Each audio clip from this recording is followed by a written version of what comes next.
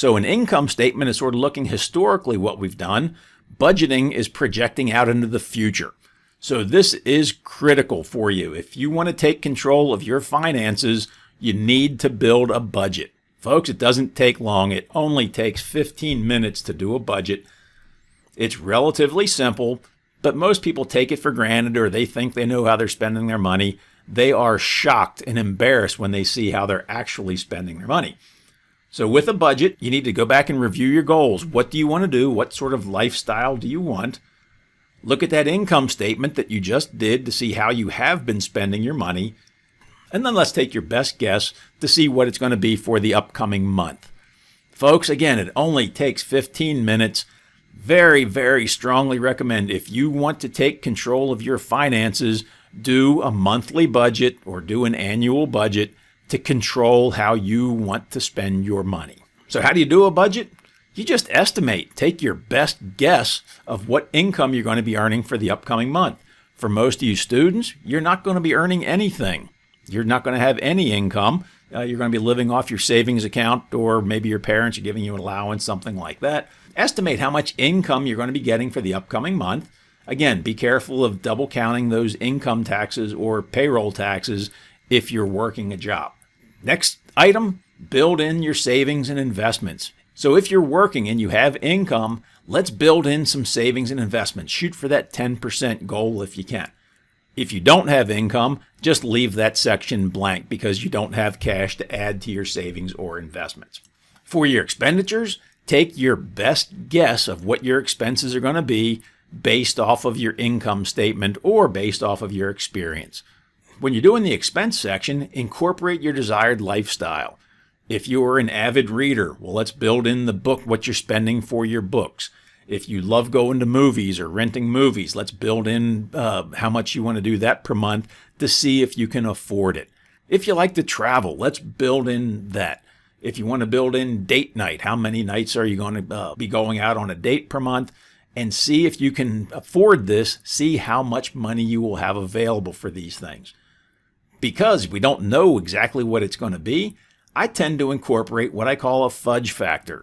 This just says, I don't know what my expenses are going to be. I'm probably going to forget something, or I'm going to underestimate one of the expenses.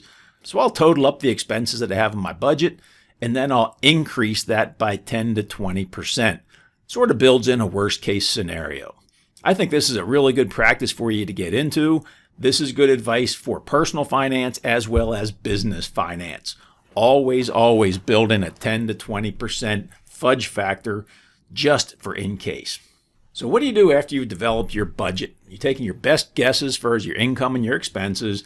And if you don't have income, if you are not earning any money, you're not working a job, just leave the income, the tax, and the savings and investments sections blank, and just focus on your expenditures section. But after you have your budget put together, let's track your expenses and see how you're actually doing. All right, hold on to your hats. This is one of the most useful things you're ever going to see.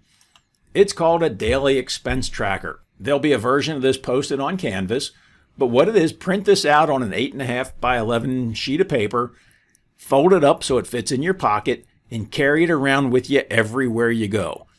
Then, whenever you spend money, let's write down what you spent. If you stopped and got a soft drink and a bag of chips, write down fast food or groceries or whatever you want to call it, and the amount that you actually spent.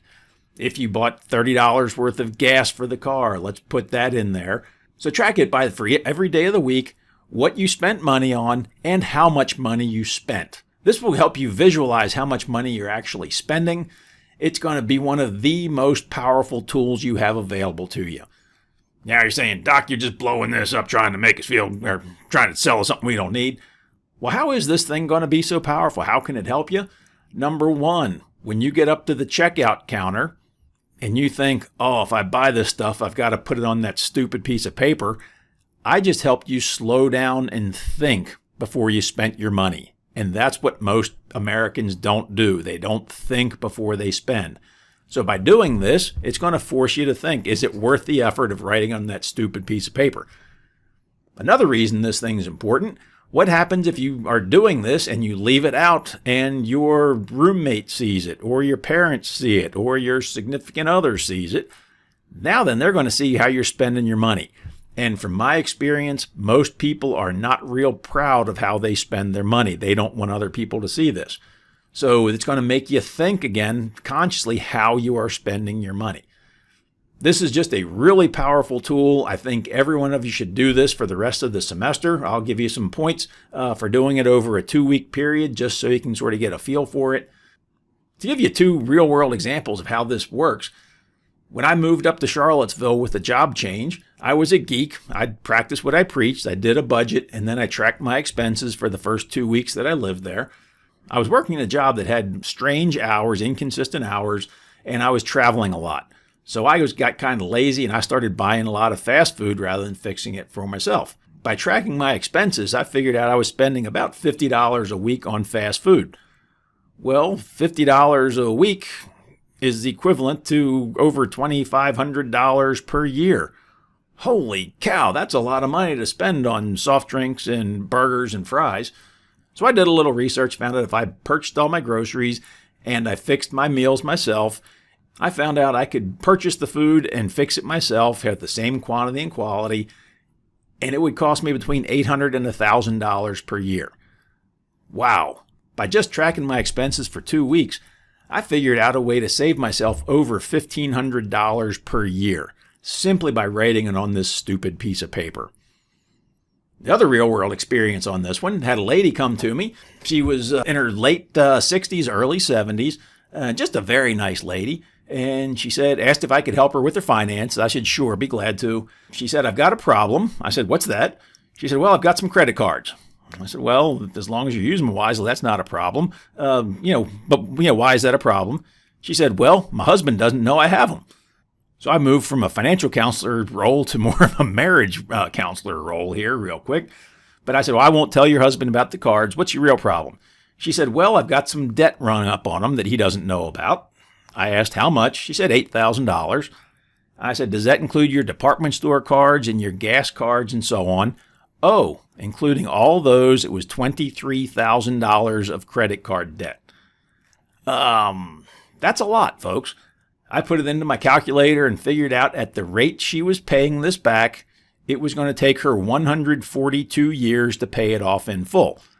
Now, I really don't care how good or how bad you are at math. You can probably come up with the probability of a 70-year-old lady making payments for the next 142 years.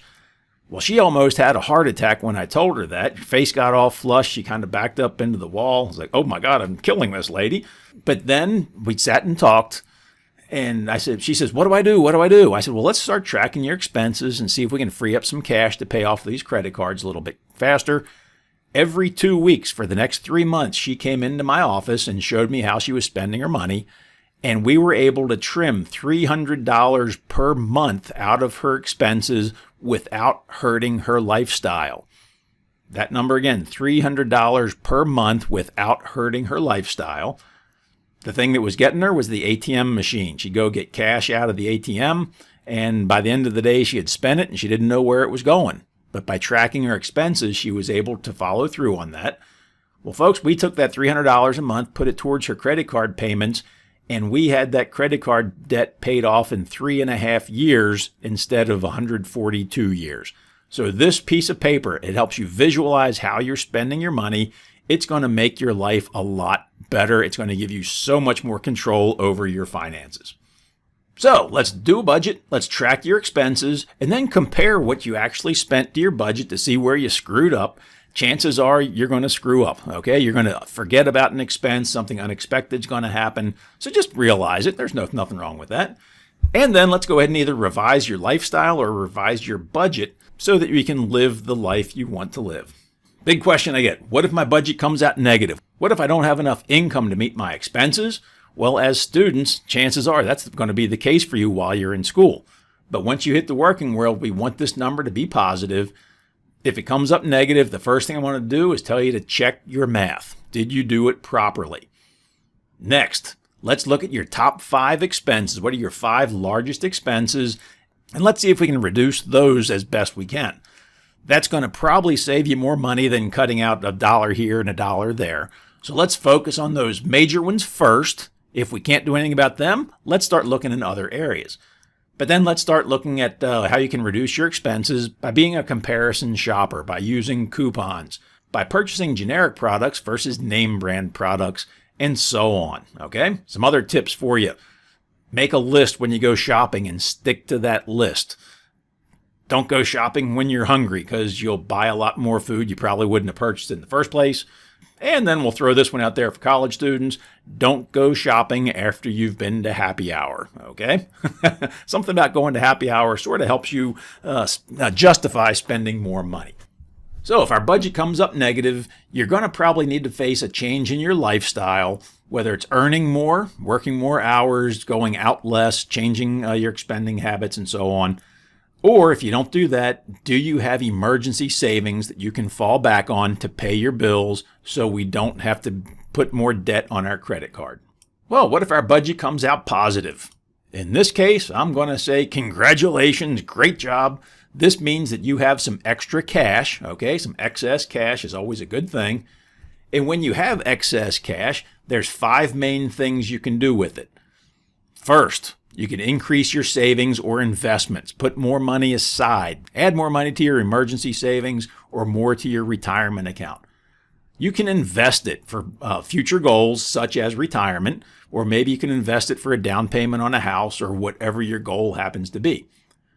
Another thing you can do with excess cash is pay down your debts a little bit faster. If you make payments that are larger than you actually owe your lender, this will pay your loan down faster and save you a tremendous amount of money on interest. Another thing we can do, we can give the money away. Donate to church and charity, give it to friends and family who are in a tight spot, and so on. And the last thing you can do with it is increase your living expenses a little bit. Okay, treat yourself to a little bit more of the good life if you can afford it, but don't go crazy on that one. So where do you get some help on this? I've got a spreadsheet posted on Canvas that has a format for you that's easy to use, and it also gives you some numbers that are national averages or just guidelines on how much money people are spending for different categories. You can always go to the stationery stores, the Office Max, the Office Depot, those types of places. They have budgeting books and budgeting softwares available. If you want to take more control of your money, the programs like Quicken or QuickBooks are good to use because they will allow you to set up a budget and it will track how you're actually spending your money compared to that budget. Here's a really good system for you. It's called Mint.com, MINT.com. This is a free service. It allows you to set up a budget and track your expenses. It's going to link to your checking account and possibly your credit cards if you set that up. And every time you use those cards or write a check, it's going to track your expenditures and compare it to your budget. The nice thing about this, it's going to send you texts and emails and reminders saying, hey, you're $10 over your gas budget for this month, or you've got a credit card payment in the next 2 weeks. The bad thing about Mint.com is you need to give them your bank account numbers, okay? Normally, I'd say never, ever do that on a website. But Mint.com has been in existence for several years. Its internet security is fantastic. This is the same company that does TurboTax. So it's a very secure site, and it has 0 annual fee. So I'm not affiliated with any of these things. I'm just letting you know that they exist. If you want some online budgeting help, again, Mint.com is a great place to go. YNAB, you need a budget. This is one that students have recommended to me. If you were a student, I believe this is free. But once you graduate, it's going to cost you about $84, $85 a year, I believe. But this way you can set up a budget and it will help track your expenses as well. There are some other apps you can get, Acorns, Albert, Prism, and so on. Some of these are good for budgeting. Some of these are more related to investments, but they all help you get a better feel for how you're using your money. Well, folks, that's more than I planned on saying about budgeting. So if you have any questions, please feel free to let me know. We'll be talking about this throughout the rest of the semester.